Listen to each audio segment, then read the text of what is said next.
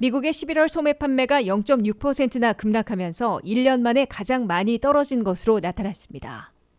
새해 미국 경제는 5.1%까지 올라가는 고금리에 3.5% 고물가, 4.6%의 실업률로 인해 삼중고를 겪을 것으로 경고되고 있습니다. 미국에서 코로나 자가진단기를 4개씩 전 국민 가정에 무료로 제공하는 방안이 재개됐습니다. 11월 미국 내 대도시들의 렌트비가 대폭 하락해 전달보다 0.4% 내려 7년 만에 가장 많이 인하된 것으로 나타났습니다. 서류 미비 청소년들에게 영주권과 시민권까지 허용하는 이민개혁 법안 추진이 무산됐습니다. 여러분 안녕하십니까? 워싱턴 뉴스 투데이입니다. 미국의 11월 소매 판매가 0.6%나 급락하면서 1년 만에 가장 많이 떨어진 것으로 나타났습니다. 최대 연말 쇼핑 시즌에 업체들이 재고 처리 할인 판매를 실시한 데다가 소비자들은 상품 구입 대신에 여행과 운동, 외식 등 서비스에 더 많은 돈을 쓰고 있기 때문으로 분석되고 있습니다. 안혜린 기자가 보도합니다.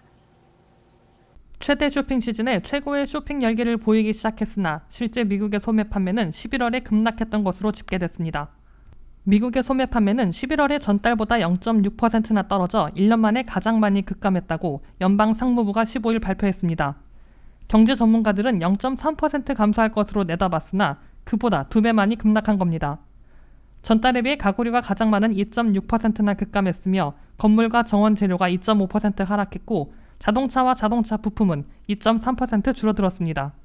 전자제품, 의류, 스포츠용품의 판매도 모두 감소했으며 온라인 판매는 전달보다 0.9% 줄었습니다. 미국의 소매 판매는 한 달씩 교대로 증가와 감소를 반복하고 있어 아직 불경기의 전조로 해석되지는 않고 있습니다. 미국의 소매 판매는 10월에 1.3%나 급증했다가 11월에 0.6% 급감한 겁니다. 이에 앞서 6월에 1% 급등했다가 7월에 0.4% 하락했으며 8월에 다시 0.7% 증가했다가 9월에 0.2% 감소한 바 있습니다.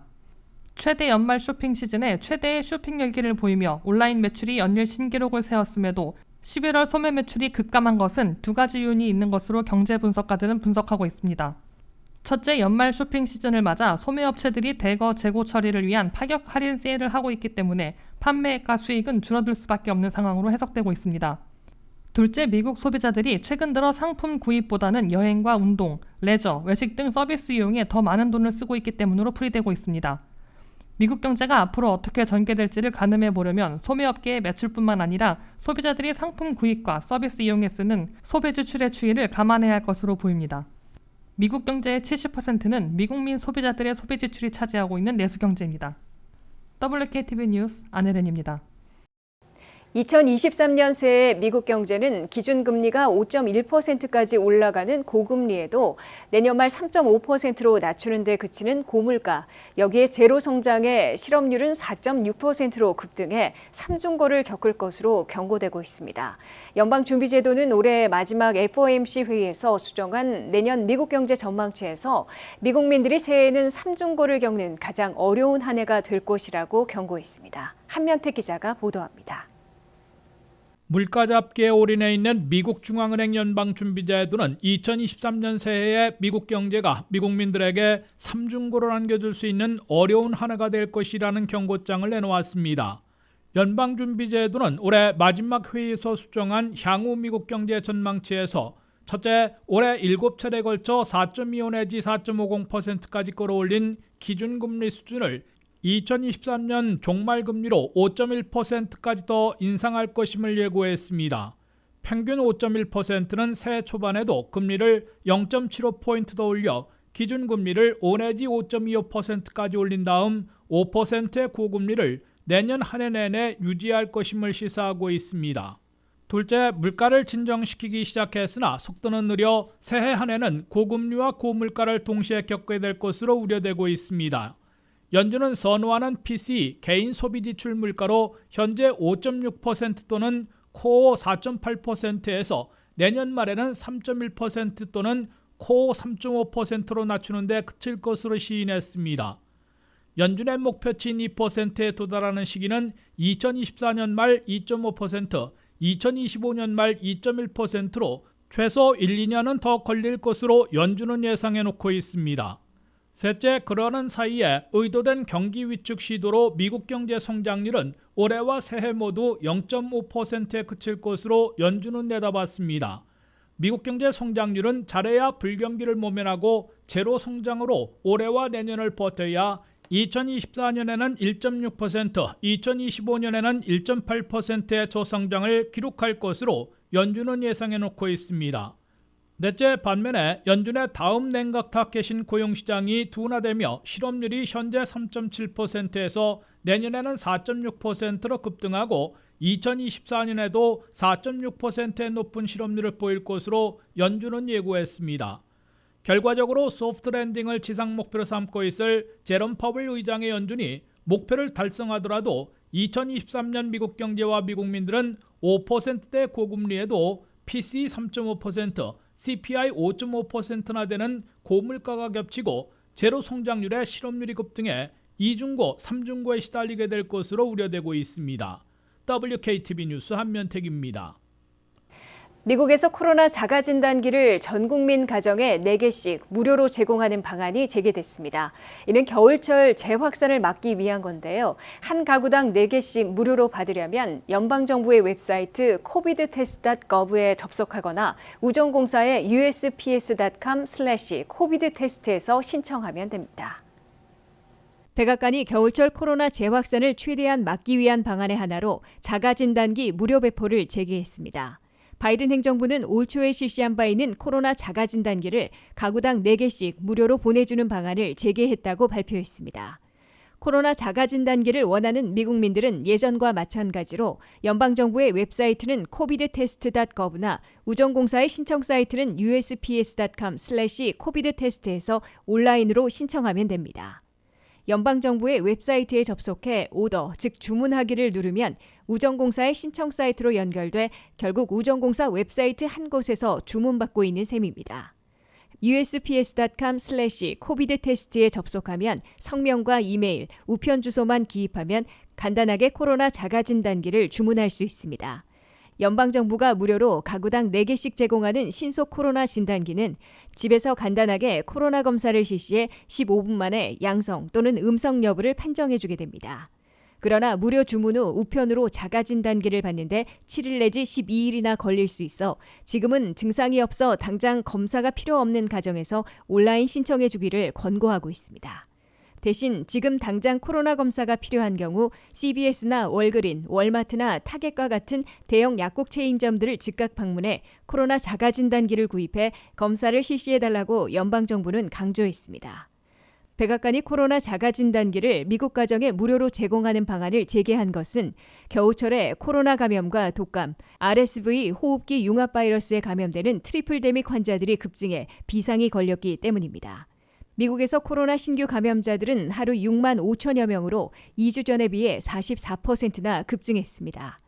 중증 발병 입원 환자들은 4만 명으로 22%나 늘어났고 하루 사망자들은 450명으로 2주 전에 비해 71% 대폭 증가했습니다. 그럼에도 새 오미크론 부스터 백신을 접종하는 비율은 유자격자 전체의 15.5%에 그쳐 매우 저조한 상황입니다. 뉴욕을 비롯해 실내 마스크를 다시 요구 또는 강력 권고하는 로컬 당국들도 늘어나고 있습니다. 미국 내 대도시들의 렌트비가 대폭 하락하고 있습니다. 지난해 급격히 올랐던 탓에 아직도 오른 수준이지만 11월에는 전달보다 0.4% 내려 2015년 이래 7년 만에 가장 많이 인하된 것으로 나타났습니다. 안혜린 기자가 보도합니다. 천정부지로 오르던 미국 내 도시들의 렌트비가 인플레이션 완화에 맞춰 하락하기 시작했습니다. 미국의 렌트비는 1년 전에 비하면 아직 오른 수준이지만 전달보다는 대부분 떨어지고 있습니다. 부동산 전문 회사인 진로우가 집계한 11월 전국 평균 렌트비는 2,008달러로 1년 전보다는 8.4% 비싼 수준이지만 10월보다는 0.4% 내렸습니다. 0.4%의 하락은 이 회사가 통계를 집계하기 시작한 2015년 이래 7년 만에 가장 가파르게 인하된 것이라고 밝혔습니다. 렌트비가 워낙 비쌌던 대도시들에서 테크 업종의 감원 태풍까지 겹치는 바람에 렌트비가 급락한 것으로 해석되고 있습니다. 미 전역에서 렌트비가 가장 비싼 산호세는 11월 평균 렌트비가 3,283달러로 전년에 비하면 아직 7.3% 오른 수준이지만 전달보다 1.1%나 떨어졌습니다. 두 번째 비싼 샌프란시스코는 평균 렌트비가 3,138달러로 역시 전년보다 5.1% 비싼 수준이지만 전달보다는 0.7% 하락했습니다. 뉴욕시는 평균 렌트비가 3,130달러로 전년보단 11.2% 오른 수준이지만 전달보다는 1% 떨어졌습니다. 로스앤젤레스는 2,950달러로 전년보다 7.9% 비싼 수준이나 전달보다는 0.3% 하락했습니다. 워싱턴 DC는 2,223달러로 전년보다 아직 5.4% 오른 수준이지만 전달보다는 0.9% 떨어졌습니다. 주요 도시들 가운데 렌트비가 가장 많이 떨어진 곳은 노스캐롤라이나 랄리로 한 달 만에 1.3% 하락했습니다. 텍사스 어스틴은 1.2%, 워싱턴주 시애틀과 캘리포니아 산호세는 각 1.1% 내렸습니다. 반면 남동부 선벨트 지역의 렌트비는 계속 오르고 있는데 마이애미는 평균 렌트비가 11월에 2,788달러로 전년보다 14.3%나 비싼 수준일 뿐 아니라 전달보다 0.35% 올랐습니다. 진로우 등 부동산 전문 업체들은 인플레이션이 완화되면서 렌트비도 하락하기 시작했으며 2023년 새해 초까지 더 내려가 하향 안정세를 보일 것으로 내다봤습니다. WKTV 뉴스 안혜린입니다. 서류 미비 청소년들인 드리머들 200만 명에게 영주권과 시민권까지 허용하는 이민개혁 법안이 레임덕 회기의 추진이 무산됐습니다. 연방 상원에서 60표를 확보하지 못한 데다가 연방 예산안에 전력 투구하고 있어 진전시키는 데 실패했습니다. 보도에 한면택 기자입니다.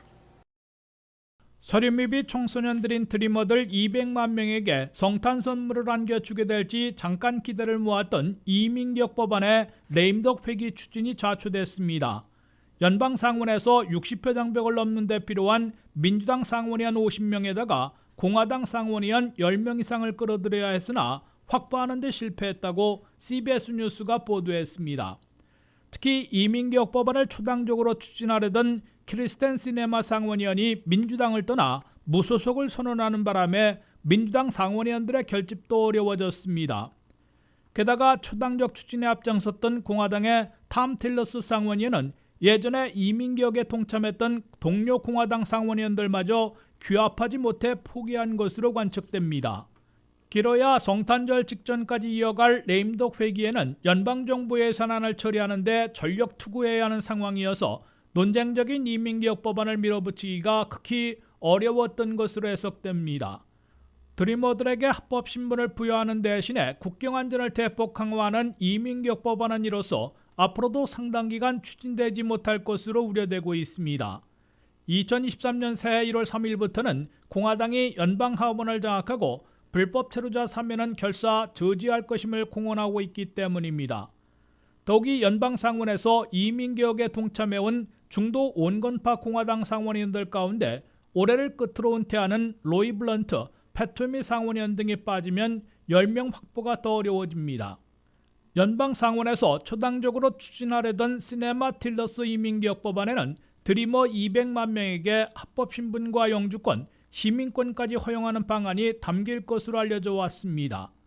또한 난민 신청자들에 대해 신속 수속하는 대신에 난민 무자격자들은 즉시 추방하고 멕시코에서 대기하는 타이틀 41을 최소 1년간 유지하며 국경안전을 대폭 강화하는 내용을 담을 것으로 나타났습니다.